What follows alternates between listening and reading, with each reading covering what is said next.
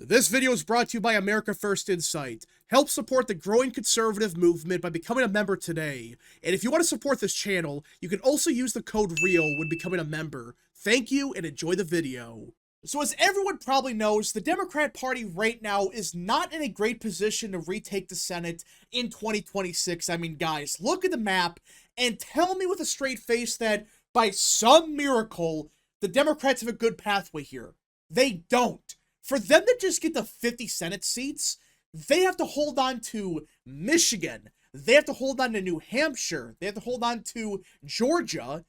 And they have to flip Maine, North Carolina, and Ohio just to get the 50-50 in the Senate. So, yeah, this Hail Mary for Democrats, it's already a very long shot. And we all know that Ohio more than likely is not going to flip. And Susan Collins more than likely is going to win in Maine yet again. So their Hail Mary for the Senate, it's not in a good position at all. But they've really thought that at the bare minimum, they have a strong chance of flipping one of these states. Ohio, not looking too good. Maine, we got to see what happens, but more than likely Collins is going to win. If she runs for re-election, we'll see. But North Carolina was the one state the Democrats were so confident in. They thought, this race, the guarantee flip. Republicans are going to lose it by 10 points. Roy Cooper is a god in North Carolina. It's all over. And I want to be clear that I do think right now North Carolina is by far the most competitive race. As of now. That could change. We got to see. But this idea that it was a guarantee flip because Roy Cooper, that was always delusional. That was always copium. And I still think it's very competitive, but I would argue, actually, Michael Whatley, the Republican, is the slight favorite. And when I say slight favorite, I mean right now, it's like he has a 51 to 52% chance of winning. That's my opinion right now, all right? Things can change, but that's my take, that I believe that Michael Whatley, the Republican, is actually in a much stronger position than a lot of people think he is. I think right now he is the slight favorite. All right, again, we're in the middle of 2025. Anything can happen in the next year and a half. That's true. But if things continue trending the way they have been trending in North Carolina, I think Whatley ends up winning by a very small margin. Very competitive race. Roy Cooper can absolutely win.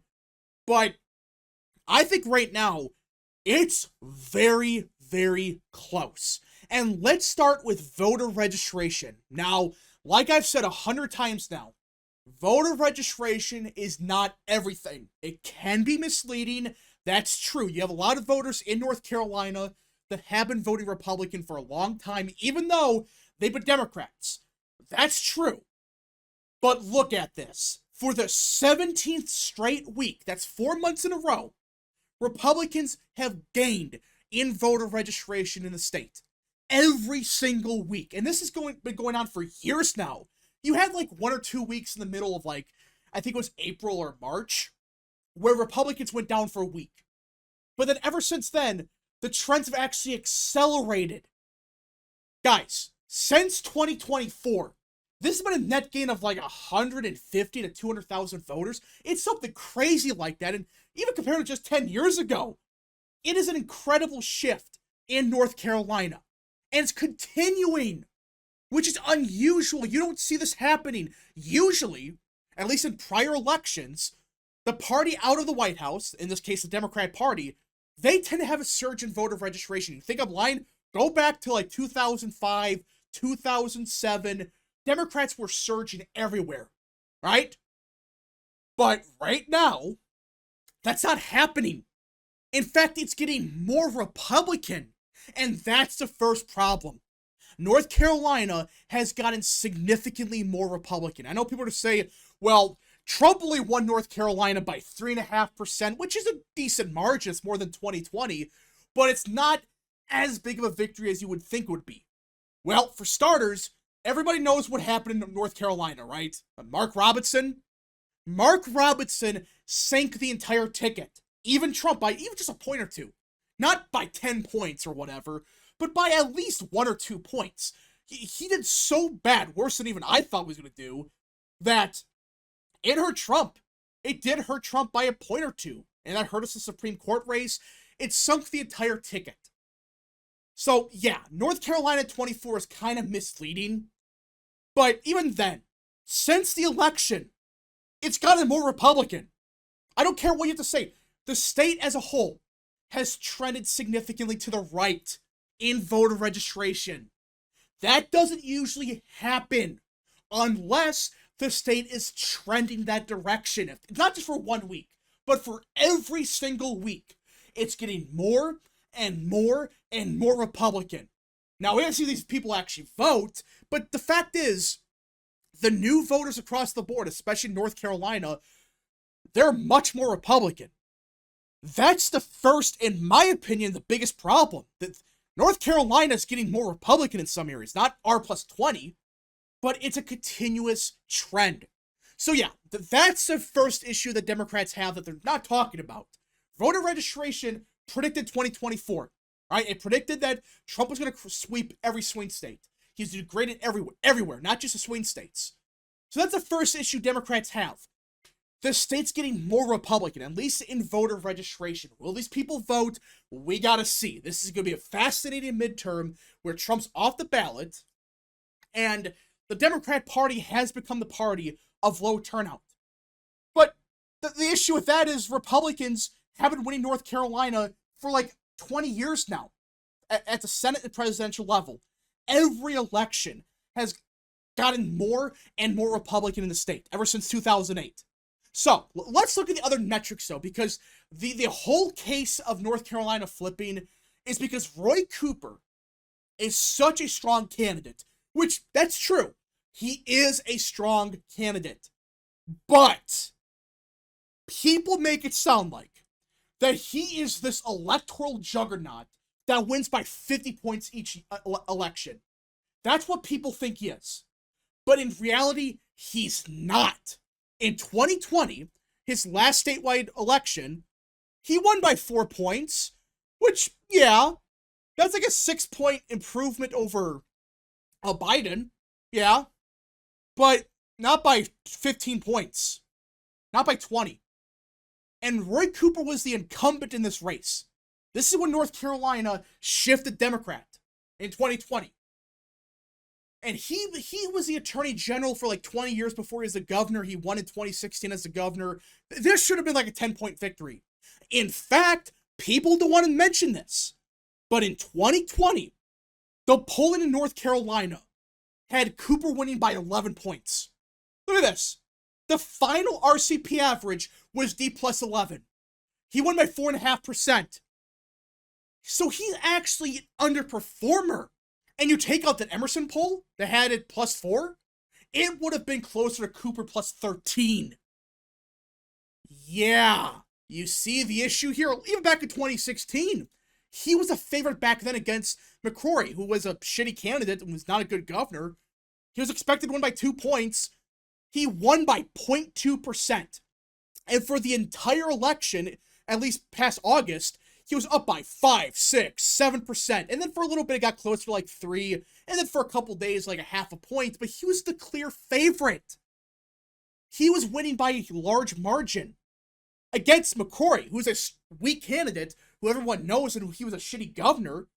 Yet he only won by 0.2%. At this point, Roy Cooper was a popular attorney general. He's been there for 20 years. And he's underperformed the polling twice. But really? And now, you look at the polling right now, it's only Cooper plus 4.5%. Which is still a Cooper victory. Yeah, it's a decent margin right now. But Roy Cooper, for starters, is only at 46%. That's it.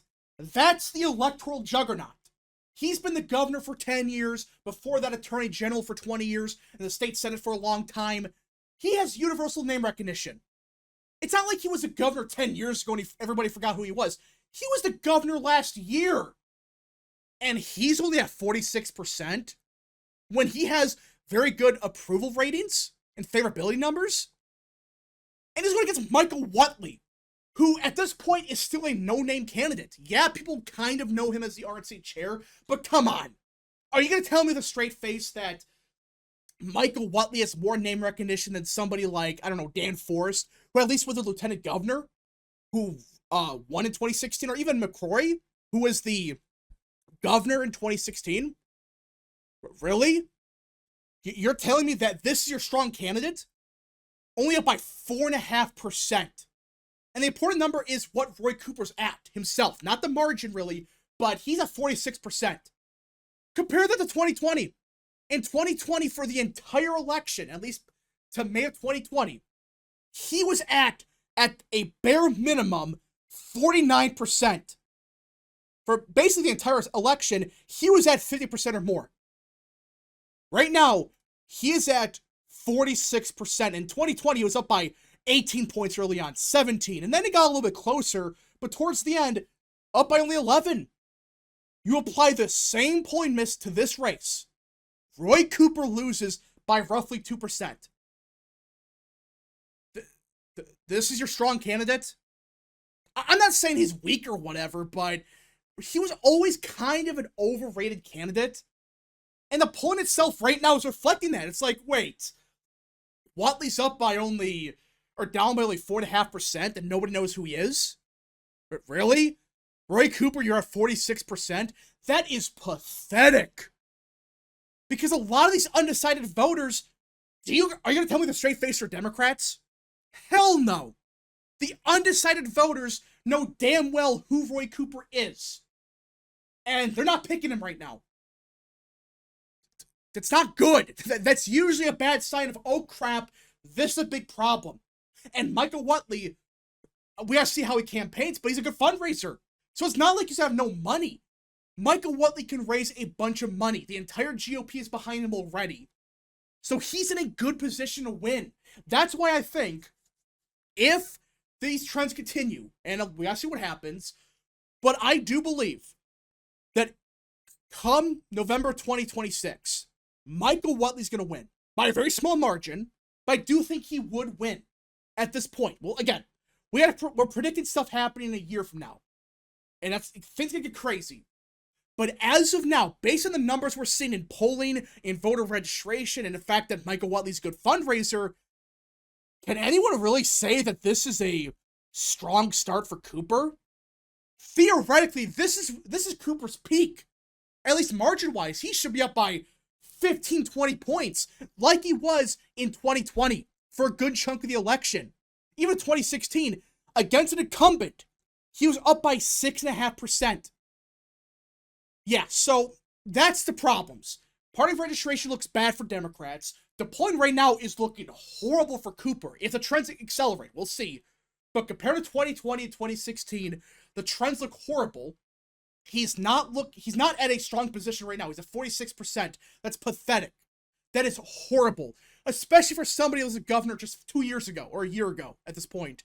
And this is a Senate race. This is the one part that nobody mentions. Senate elections are not governor elections. Different set of circumstances. One is far more partisan than the other. That's why, despite Roy Cooper winning every year in North Carolina, Republicans win the Senate seats. They win the presidency every year in North Carolina. Because federal elections are not local or even statewide races. They're a completely different set of circumstances. So we'll see what happens, but right now, if you're the Democrat Party, if this was your Hail Mary, and he's polling worse than he did in 2016 even, maybe a bit better. Yeah, roughly he was at 45% for a good chunk of it, 42%, maybe slightly better. But that's when he was going against the incumbent governor. Now he's going against a no-name guy that nobody knows who the hell he is. And you're pulling basically the same right now? Yeesh. Not a good start. But anyways, folks, thank you so much for watching. If you guys did enjoy, smash the like button down below, subscribe, share with your friends, and of course, join the channel today. Godspeed to all of you.